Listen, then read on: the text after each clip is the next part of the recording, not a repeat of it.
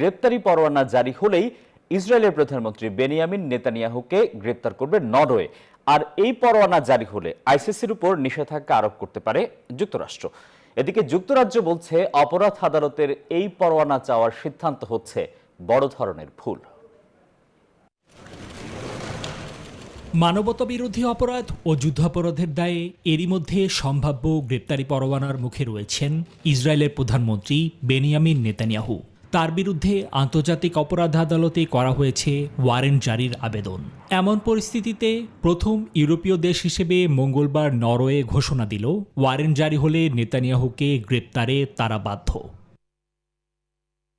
এদিকে ইসরায়েলের অন্যতম ঘনিষ্ঠ মিত্র দেশ যুক্তরাষ্ট্র ইঙ্গিত দিয়েছে, নেতানিয়াহুর বিরুদ্ধে গ্রেপ্তারি পরোয়ানা জারি হলে আইসিসির উপরেই আরোপ করা হবে নিষেধাজ্ঞা।